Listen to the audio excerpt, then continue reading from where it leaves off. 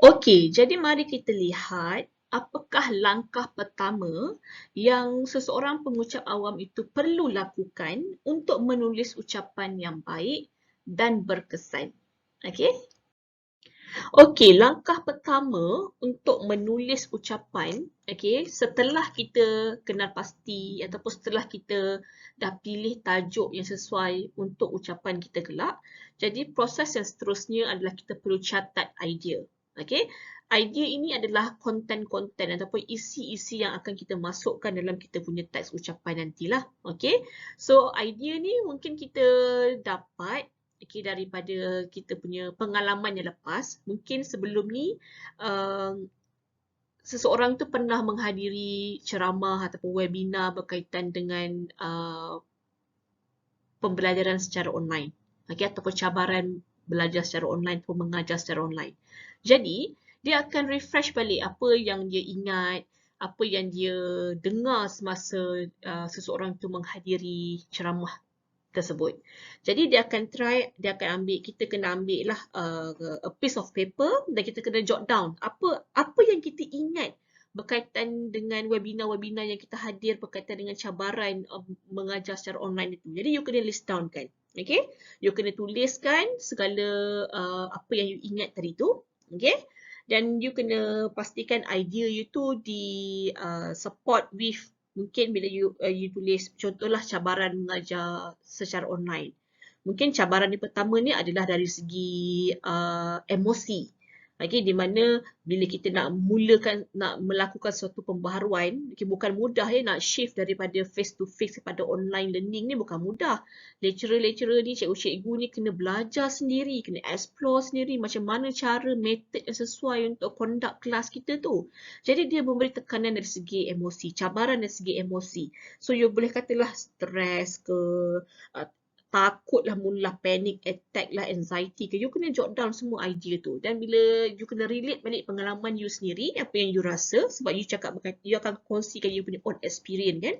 You kena tulis sendiri you punya pengalaman, own experience, support with idea-idea yang you dapat masa you dengar webinar-webinar, atau mungkin sebelum ni you memang pernah bercerita dengan kawan-kawan, share dengan kawan-kawan. Ini sajalah sembang-sembang dengan kawan-kawan mengenai pengalaman masing-masing, cabaran masing-masing dalam ODL. So semua tu you boleh ambil. Okay, you boleh ambil, you boleh listkan apa yang ingin you masukkan dalam you punya konten, dalam you punya isi tadilah. Okay, dan you kena pastikan juga idea you tulis tu adalah idea yang mudah untuk diingati. Maknanya the chosen of word dia, perkataan-perkataan yang kita pilih tu janganlah ambil perkataan-perkataan yang bombastik kan, yang susah orang nak ingat.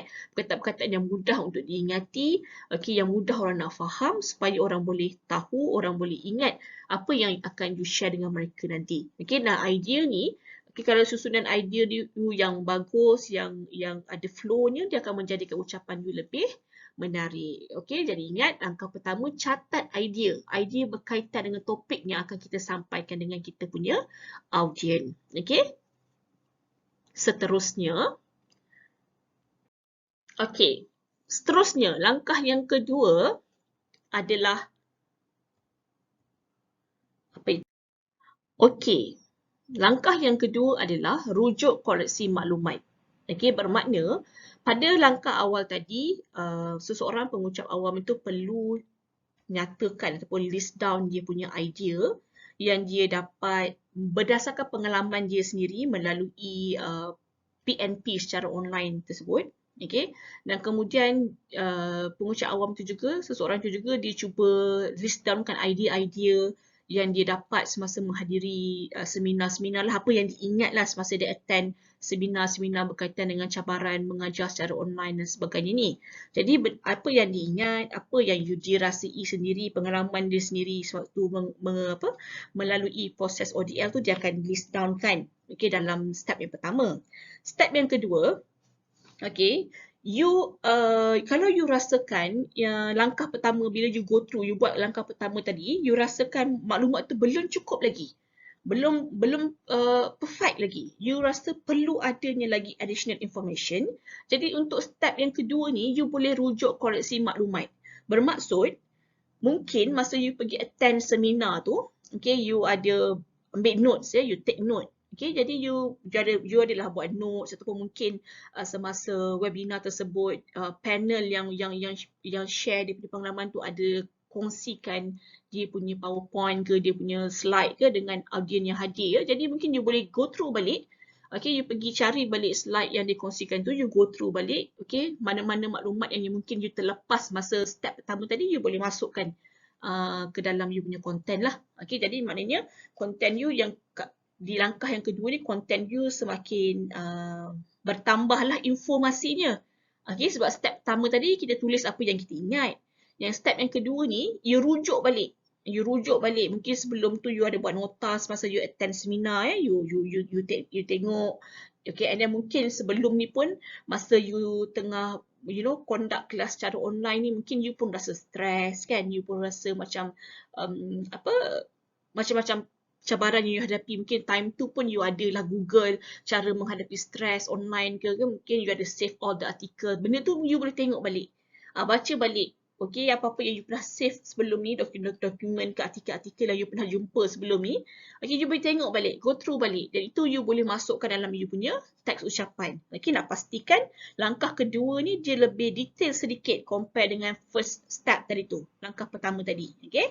Jadi mana-mana information yang tak lengkap di step yang pertama, kita boleh tambahkan lah dalam step yang kedua ni ya. Sebab kita refer secara terus kepada maklumat-maklumat yang pernah kita kumpulkan sebelum ini.